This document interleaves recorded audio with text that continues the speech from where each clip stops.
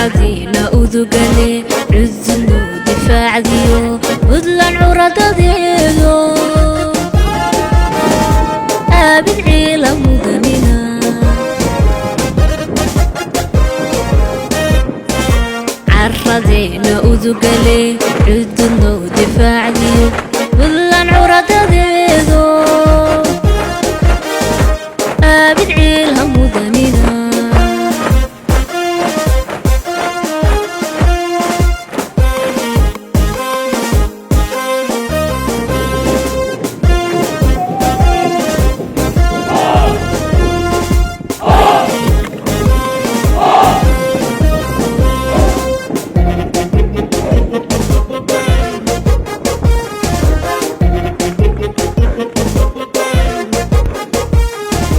ciidankii wacnaayoon cabku wali la oorano ciise naga mutaysto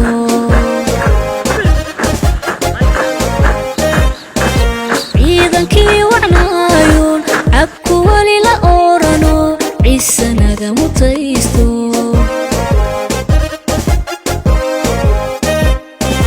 geesiyada cirkeeniyo badda looga caabo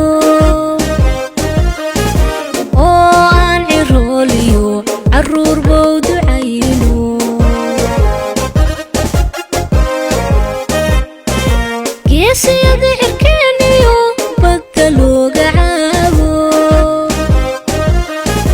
وعن عروليو عرور بود عينو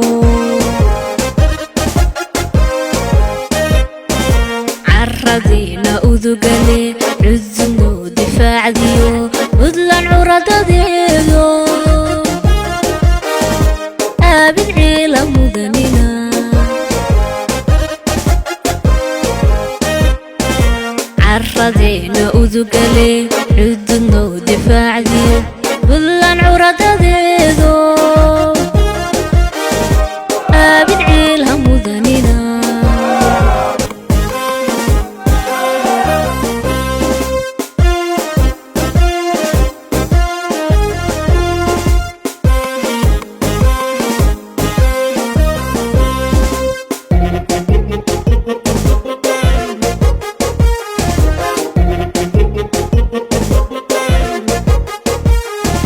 ciidankii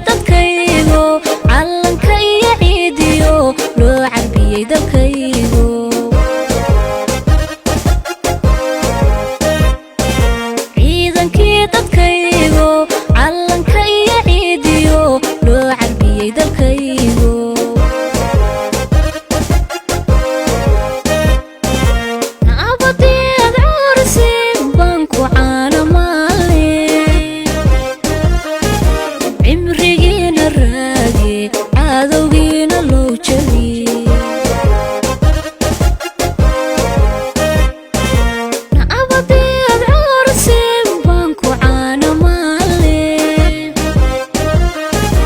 cimrigiina raage cadowgiina loo jabiye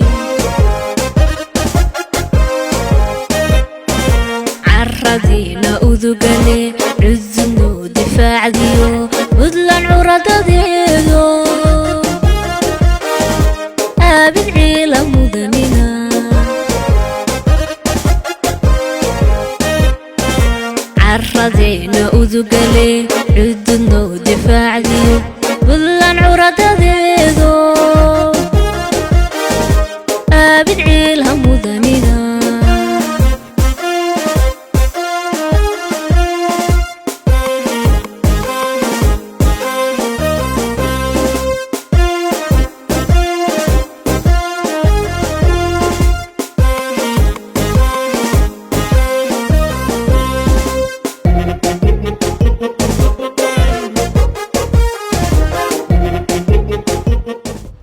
inaan maanta halka ku aragno waxqabadkii iyo tababarkii aad qaadateen runtii waxay noo gelinaysaa farxad waxaana ka dhagaysan doonaa janannadii booliiska Soomaaliya soo xulay soo xukumay bal iyagana qiimeyntooda marka dambe aan aragno waxaan rajaynayaa kolley inay ammaani doonaan baan filayaa maxaa yeelay wax walba waxaa asal ka ah sida wakhti loo geliyo guddigii dib u habaynta ciidamada oo runtii halka ila jooga muddadii sanadkii hadda la soo dhaafay ee 2020 shaqada la qabtay baaxaddeeda waxaa qiraya deganaanshaha nabadgelyo iyo deganaanshaha siyaasadeed iyo horumarka dhaqaale ee ka jira Puntland ay markhaanti waxa u ah shaqadaas inay si fiican u qabsoontay waxaad ogtihiin magaalooyinka waaweynaa ee Gaalkacyo, Boosaaso iyo Qardho, Garowe 2 sano ka hor waxaa aad ugu soo badanayay falal dambiyeedyada kala duwan waxaa kaloo soo badanayay dagaallo beeleedyo mararka qaarkood deegaanada dadka ka dhex dhaca waxaan markhaanti ka nahay ciidamadaas inay kulli ku wada guulaysteen oo maanta Puntland ay ku naaloonayso nabad iyo xasilooni waxay ka howlgaleen meel kasta oo wax laga soo sheegay ciidamadaas waxay ka howlgaleen Galdogob waxay ka howlgaleen Sanaag waxay ka howlgaleen Gardafuul waxay ka howlgaleen Bari waxay ka howlgaleen Karkaar waxay ka howlgaleen meel kasta oo looga baahday si degdeg ah ayay uga jawaabeen baahidii bulshadaas ay tabaysay waxaa hoos u dhacay faldambiyeedyadii ka dhici jiray magaalooyinka dabiiciga ah waxaana hoos u dhacay falalkii ay geysan jireen argagixisada waxaa intaas ilaahay mahadiis weeye in madax iyo shacab iyo mas'uuliyiin kaleba ay garatay waxa ugu muhiimsan si ay u noolaadaan inay tahay amni dawladdan awooddeeda koowaad iyo labaad iyo saddexaad waxay isugu geysay inay amniga ka shaqayso oo amniga ay uga shaqayso sidii hore ka duwan waagii hore waa laga shaqayn jiray laakiin ciidamadu xirfadooda iyo tababarkooda way hooseyn jirtay waxaa dugsigan soo galay ciidamo 9 sano furin ku jiray oo aanan tababar iska daayay marna xataa aan fasax helin waxaan ku dhiiranay iyagoo furmihii la maareeyay in tababar la galo waxaad ogtihiin gobolka mudug oo dhan booliiskii baa laga soo qaaday shaqadiina waa socotay Karkaar iyo Nugaal waxa laga qaaday booliiskii shaqadiina waa socotay waxaa lagu dhiiraday in la helo ciidan kasta markuu tababar ku jiro ciidankii bedeli lahaa muddada uu tababarka ku jiro maxaa yeelay booliiska sidii uu magaalooyinka uga shaqayn jiray sii socon karta ma ahayn booliis qori sita oo qofkii mudaharaado xabad afka ka gelinaya oo baabuurtu markay isku dhacaan meeshuu firimbi qaadan lahaa kor u ridaya xabadaha booliiska haysan saasi ahay waxaan rabnaa booliis xirfad ku shaqaynaya waxaan u baahannahay taraafik aqoon ku shaqaynaysa waxaan u baahannahay dambi baare xirfad adeegsanaya waxaa Puntland ku yaala xarunta keliya ee lagu baaro dambiyada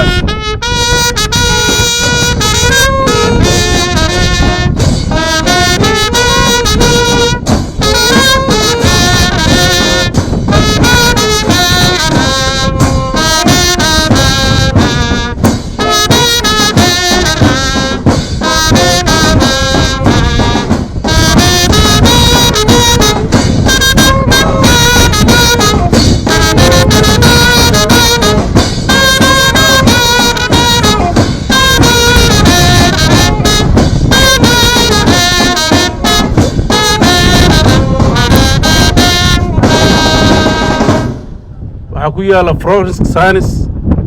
meesha lagu baaro markuu dambi dhawaco dhacaanada in la helo dambiilaha waxaad ogtihiin dilkii Caaisha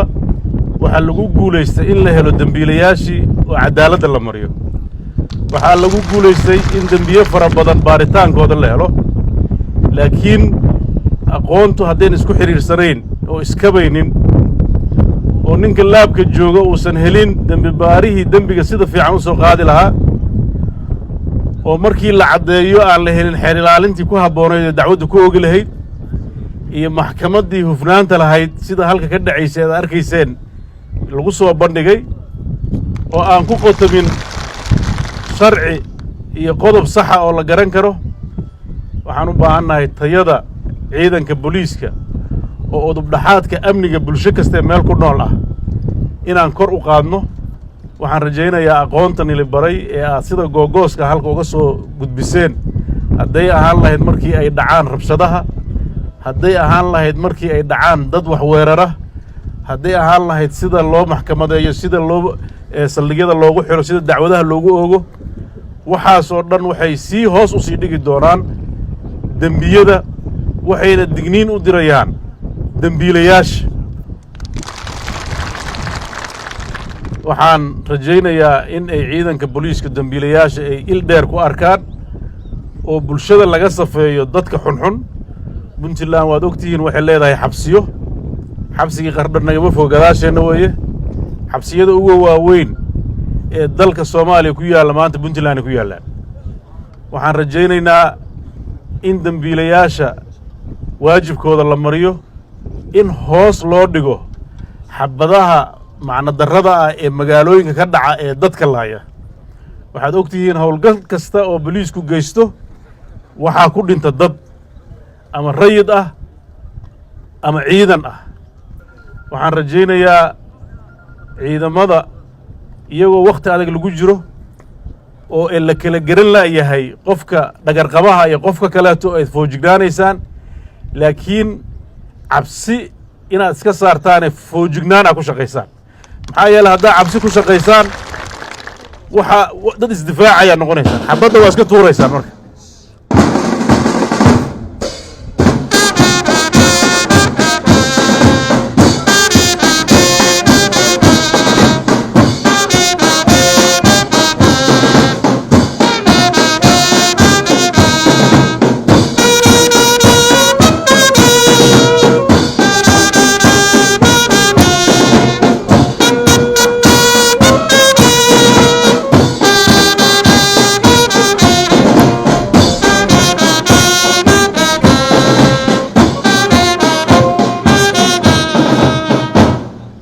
shacabka puntland waxaan u dirayaa fariin inay la shaqeeyaan hay-adaha amniga iyo hay-adaha sharciga waxaan rajaynayaa dadka reer puntland waa dad xadaara leh inay xadaaradooda muujiyaan waxaan rajaynayaa waad ogtihiin nidaamka xisbiyada waa la furay ninkii dood qaba ninkii siyaasiyan dowladda mucaaradaya waxaa loo fura mimbarre ay ka hadlaan 10 urur siyaasadeed baa jira qofkii aragti siyaasadeed qaba xor buu u yahay laakiin waxaa marna la aqbali karin nin dhahay waxbaa ka mudaaharaadaya oo laamiyada iyo jidadka iyo guryaha dadka gubaaya oo baabi'inayo taayirre qarxinaya oo dana kale leh wax la aqbali kara ma ciidanka booliiska waxaa la rabaa dadkaas inay gacan ku dhigaan oo cadaaladda horgeeyaan waxaan u rajaynaynaa dadka baayadan dama caadaystay iyagoo dano siyaasiyiin degaano kala jooga ka fulinaya inay dadka kiciyaan booliiskii hore waa ka duwan yahay waxaa dacwad lagu soo oogayaa meel kastoo aad joogtid oo dembi ku geshid facebookga xataa haddaad dembi ku geshid dembi baarayaashoo ku soo qabanayaan dembigu ma aha kan bannaanada lagu qabto keliya haddaad facebookga kacdoon iyo kicin iyo dil iyo balaayo ka shaqaysid ogow cadaaladda puntland waa ku arkaysaa ama magac gabdheed facebookga saarso ama mid odayeed saarso adiga ku taalla waa lagu soo qabanaya waxaan jeclahay inaan siyaasiyiinta caadaysatay oo tabar ka dhigatay dadka in la caayo war meeshaan xisbiyaha ka furanay kaalay oo aragtidiinna siyaasadeed sheega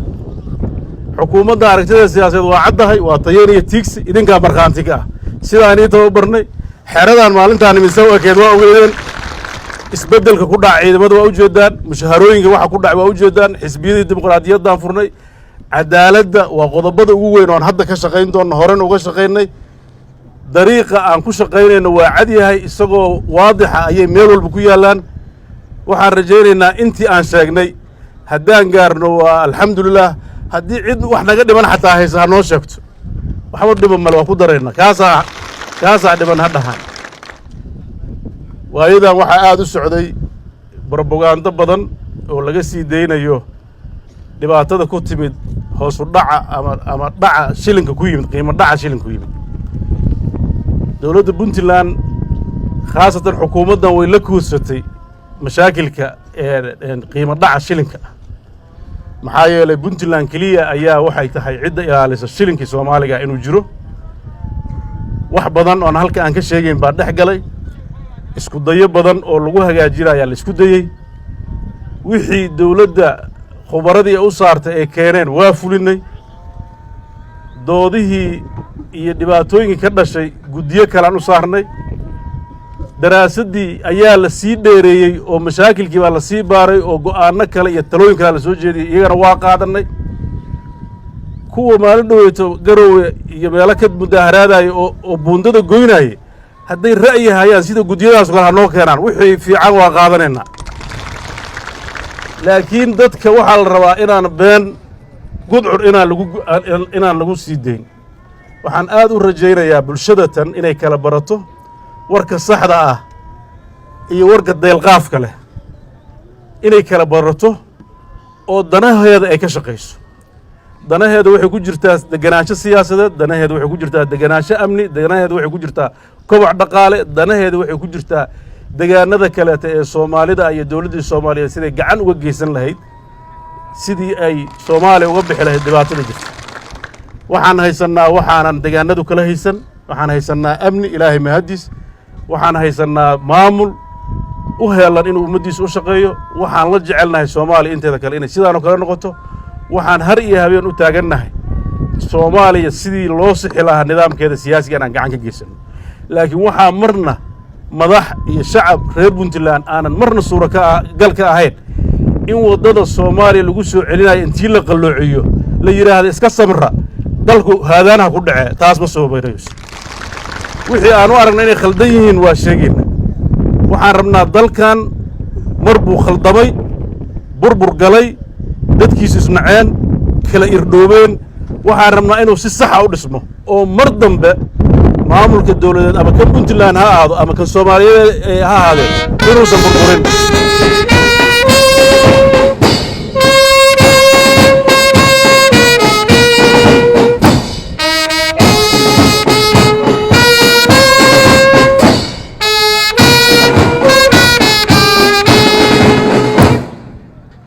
waxaad og tihiin madaxweynihii lixaad baan ahay ee puntland soo mara marka laga tago madaxweyne cabdullaahi yuusuf iyo madaxweyne maxamed cabdixaashi oo muddo yar hayey afarta kale oo anigu afar ku ahay kulligood waxaa la doortay 8 janaayo hal maalin baa la wada doortay marna kama dabdhicin marna kuma korumarin waxaa iskale fadligeeda shacabka reer puntland oo ilaaliyey wixii heshiiska u hayeen soomaali waxaa la rabaa dowladnimadeedana waxa heshiiska lagu yahay in la wada ilaaliyo oo marxaladda hadda lagu jiro ee kufaakaca ah in laga baxaa la rabaa caqabado waa imaanayaan maxaa yeelay dal kala tegey weeye in loo dulqaataa la rabaa waxaa la rabaa si saxa in lagu saxo waxaan aad u rajaynayaa in soomaaliya ilaahay idankiis 2021 isbeddel wanaagsan oo loo naaloodo oo mustaqbalka loo aayo oo deganaansho iyo horumar horseeda inuu ka dhacan ilaahay idinkii rajaynayna waxaan idinkana iniin rajaynayaa shaqadiina inay sida ugu fiican oo ugu quruxda badan inaad u gudataan waxaan iniin rajaynayaa inaad wixii aad barateen mujtamaciina aad uga faa'iidaysaan muddadii aad halka ku jirteen ee 4 bilood iyo siyaadada ahayd sidaad ugu soo dhabar adeegeen iyo sida aad runtii isu ogolaateen iyo sida aad ugu dulqaadateen casharadii adkaa ee halkii la siinayey waxaan rajaynayaa inay wax weyn ka anfici doonto magaalooyinka iyo saldhigyada puntland bulshada puntland inay arki doonto isbeddel muuqda oo la taaban karo intaasna ligama harayo tababar baa la siiyey waxaa la siin doonaa haddii ilaahay agabkaa ku shaqayn lahaydeen waxaad heli doontaan mushaharooyin inugu filan waxaad heli doontaan tababarro joogta ah oo xirfadaha kala duwan ah waxaad heli doontaan kormeer joogta iyo wada shaqayn dhow oo dawladdu la yeelan doonto caqabadaha inagu yimaadana waxaan diyaar u nahay hadba intii tabartayna inaan ka gudubno maanta iyo sanad ka hor sidii la ahaa maanta idinkaa markhaanti ka ah isbeddelka xeradan mar kastoo aan ku soo noqonno isbeddel hor laan u aragnaa dhismayaal hor laan u aragnaa tababarka hore ka sarreeyaan aragnaa askartii la geeyey baan aragnaa waxaan arkaynaa dhallinyaradii oo ku soo dhiiranaysa ciidamada waxaan arkaynaa saraakiil qarsoon oo fursado waayey oo soo baxaya arkaynaa waxaan arkaynaa madax cusub oo la rajaynayo inay gacanta ku dhigaan amniga iyo dalka puntland waxaan rajaynaynaa saraakiisha hadda gacanta ku haysa haddii aysan ka shaqayn ciddii beddeli lahayd haddii dalka dembi bay ka geli lahaayeen waxaan uga mahad celinayaa saraakiisha ka shaqaysa inay soo saaraan ciidamo